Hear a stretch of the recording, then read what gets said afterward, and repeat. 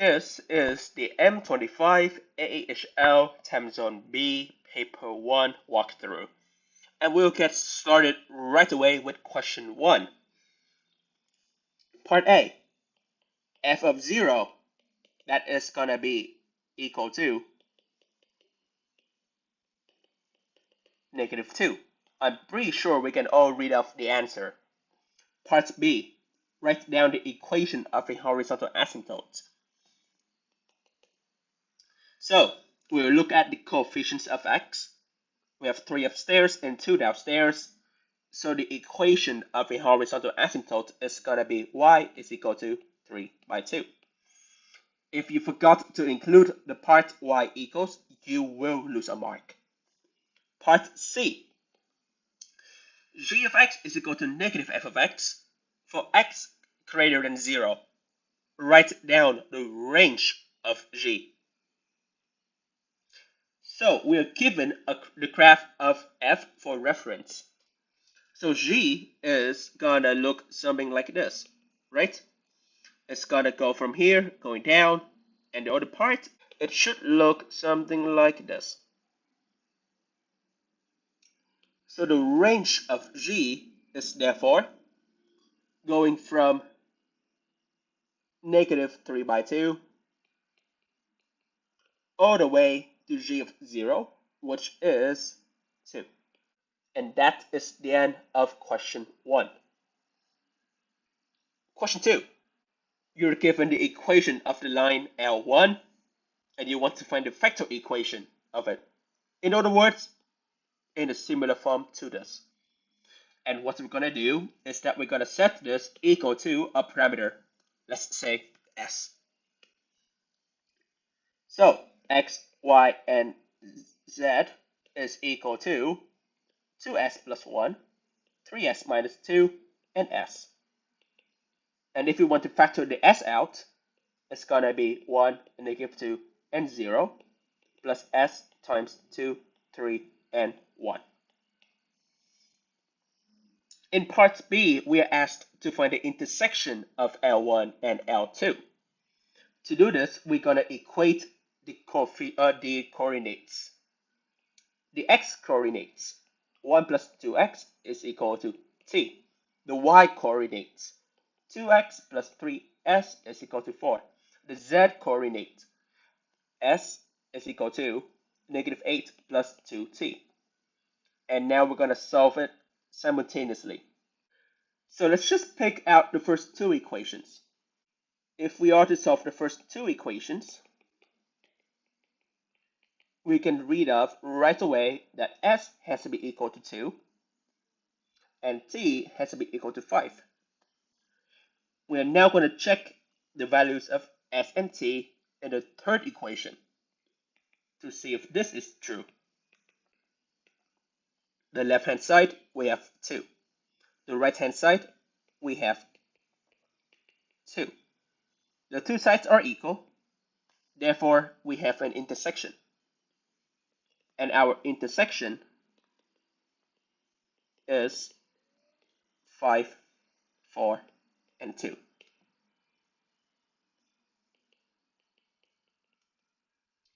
Question 3. We're given a triangle ABC, we're given 2 angles, and we're given the lengths of the sides opposite those angles. Straight away, we know that we will need to use the sine rule here. Sine of 2 theta over 6√2 is equal to sine of theta divided by 5. Sine of 2 theta, that's 2 sine theta cos theta,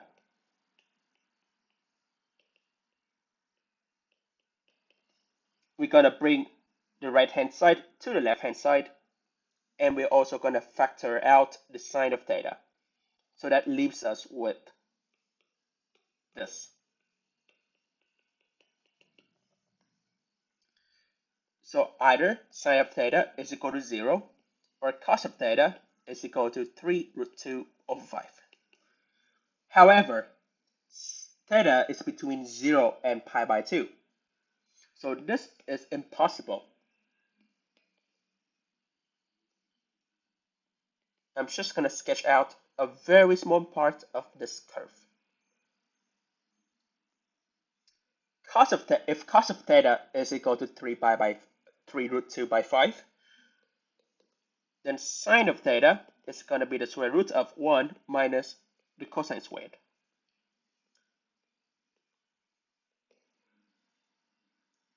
Since theta is in the first quadrant, we have to take the positive root. Cos theta squared, that's going to be 18 by 25. So we should get plus root 7 over 5 as you find the answer. In part C, we're given a point D such that the area of a triangle BCD is 2 root 14. Trivial. The area of BCD is equal to a half times CB times CD times sine of theta is equal to 2 root of 14. CD is therefore 4 root 14 divided by sine of theta times CB. CB is 6 root 2. Sine of theta is root 7 over 5. The roots cancel out. We now have 20 over 6, or 10 by 3. Both answers will give you full marks. Moving on to question 4. This is a probability notation question. And as always, it is a good idea to start off with a Venn diagram.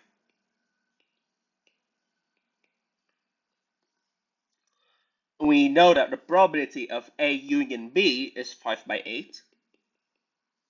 We also know that the probability of A intersecting not B is 7 by 24. So the probability of B is therefore 5 by 8 minus 7 by 24, or 1 by 3. In part B, we are given that A and B are independent. So A and B are independent if and only if PA times PB is equal to P of A intersecting B. PA, that would be P of A intersecting B minus P of A intersecting not B. Sorry, this should be a plus instead of a minus sign. A intersecting B, A intersecting not B. Yep, times P of B is equal to this guy. We know that part. We know that part. So this guy is 7 by 24. This part is 1 by 3.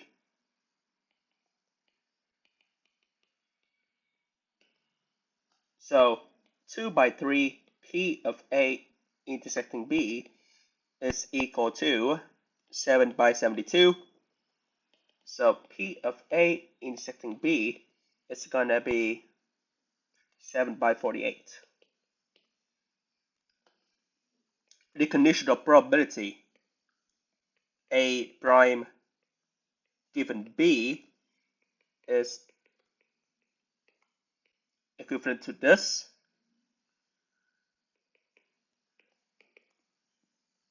P of B, that is 1 by 3. Upstairs, that's going to be the probability of B minus the probability of A intersecting B.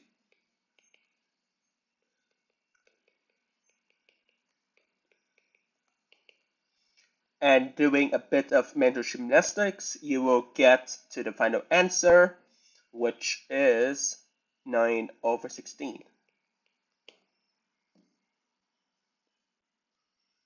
And that is the end of question 4. Question 5, we are given a quadratic equation, and we are also given that it has 2 distinct real roots. Part A, find the values of k. Simple. The equation has 2 distinct real roots if and only if the discriminant is greater than 0. Therefore, k squared minus 4 times 1 times 15 minus k has to be positive. Now we just gotta solve this equation, this inequality. After factoring, we found the two values to be -10 and 6. So we're just gonna quickly sketch this parabola. We are taking the parts where it is positive, so k is less than -10, or k is greater than 6. Part B. Both roots are positive or both roots are negative. If both of the roots are positive, then the product of the roots is positive. If both roots are negative, then the product of the roots is positive. That means all we need to do is find the values of k so that the product of the roots is positive. And this is a quick application of Fidus theorem. This is true if and only if c over a is positive. In other words, 15 minus k is positive. In other words, k is less than 15. We also have the other condition, that is, the two roots are distinct. Therefore, the range of values of k that would satisfy both of these conditions will be 6 less than k less than 15. Done. Question 6. You're given a function f and you're asked to find the x coordinate of the point where f is closest to the origin. So the origin has coordinates 0, 0, and the point has coordinates x, comma, this big function. The distance OA is gonna be equal to x minus 0 squared plus this guy minus 0 squared. So that would be x squared plus x squared ln of x plus 4 minus x squared, gone, gone. And we are down to x squared ln of x plus 4. The distance is minimized if and only if the derivative of this guy with respect to x is equal to 0. So we're going to differentiate this function. DOA, differentiate this with respect to x. That will give us 2x ln x plus x squared times 1 over x. And we will set this equal to 0. Factor the x out. That leaves us with 2 ln of x plus 1 is equal to 0. So x is equal to 0, or ln of x is equal to -1/2. X is equal to 0 is not an option because ln of x will not be defined there. If ln of x is -1/2, then x is going to be e to the -1/2, or 1 over root e.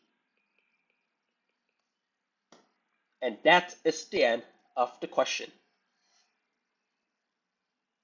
Question 7. A polynomial is exactly divisible by another polynomial. Find the value of p and the value of q. There are a lot of ways to solve the question. I would personally use the method of undetermined coefficients.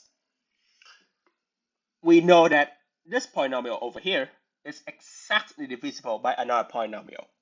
So we can express this as a product of two trinomials, one of which is the x plus 1 squared.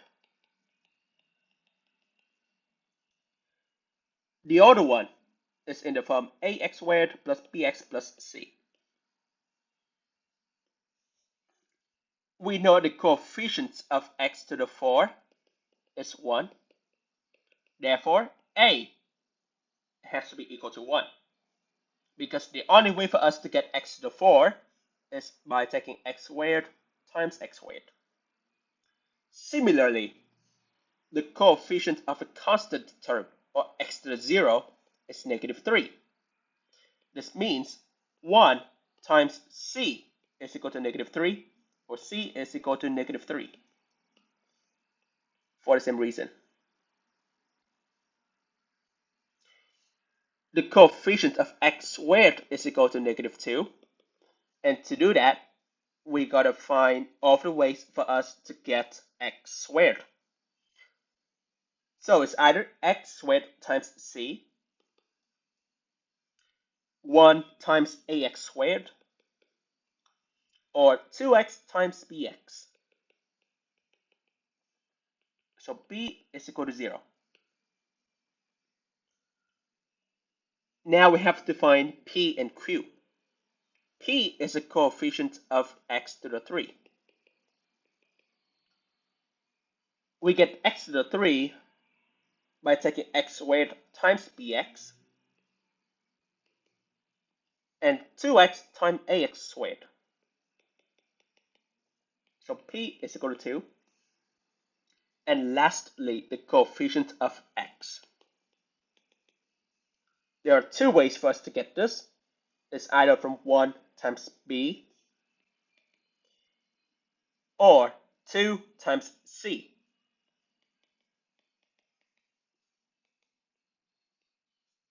Therefore, p is equal to 2 and q is equal to -6.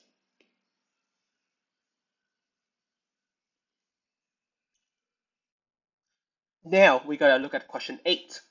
Question 8 concerns the arccos function. Part A, sketch this curve. This is one of the curves that I asked you to memorize. -1 to 1, and your curve should look something like this. Here's gonna be pi by 2. Here's gonna be pi. That's gonna be 0. So the endpoints are 1, 0, -1, pi. Easy peasy. Part B. Solve this arccos equation. Now this question stirred a bit of controversy. It's definitely not the easiest question ever. So what we're gonna do here? First, we're gonna move the arccos of x root 3 to the other side.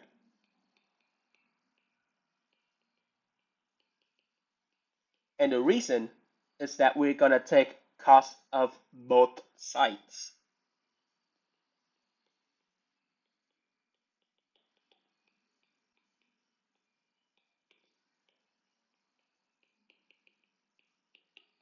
So cos of arccos of x is gonna be x. Cos of the right-hand side, we're gonna use the compound angle formula. So it is gonna be cos of 3 pi by 2, cos of arccos of this guy, minus sine of 3 pi by 2, sine of arccos of x root 3. Cos of 3 pi by 2, that is 0. Wonderful, we can cross this out. Sine of 3 pi by 2, that is equal to -1. What is sine of arccos of x root 3? Let's quickly sketch out our triangle. If arc cos of x root 3, okay, so let's say this is our angle theta. Arc cos, that's gonna be the adjacent over hypotenuse. The opposite side is therefore 1 minus 3x squared.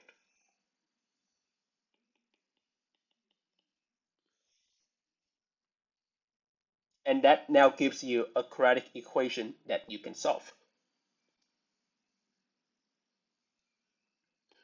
3x squared plus x minus 1 is equal to 0.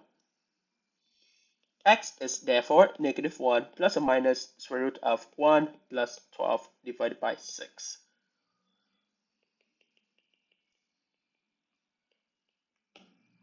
We know that X is between 1 over root 3, between negative 1 over root 3 and 1 over root 3. For sure, we can take this guy.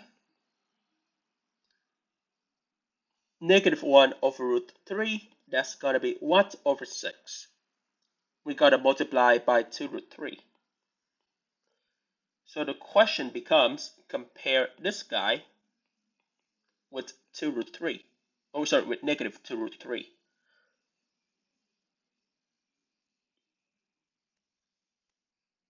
This guy is less than negative 4. This guy's greater than negative 4. Therefore, we can only accept this solution. Question 9. Prove by contradiction that this is true. This is a book standard question. To start a proof by contradiction, you're going to assume the opposite. Assume that there exists a value of a such that 1 over a times 1 minus a is less than 4. And you're going to manipulate this inequality so that you show that there is a contradiction. Since the denominator is positive, as a has to be between 0 and 1, we can multiply both sides by a times 1 minus a. Therefore, get negative 4a squared plus 4a is greater than 1. Just going to do some more manipulation. 2a minus 1 squared is greater than 0. If it's not clear yet, we can just multiply both sides by negative 1 to get rid of that negative sign. And this is a problem, because if a is real, then 2a minus 1 is real. If this is real, then the square of this number has to be greater or equal to 0. Therefore, contradiction. Therefore, assumption is not true.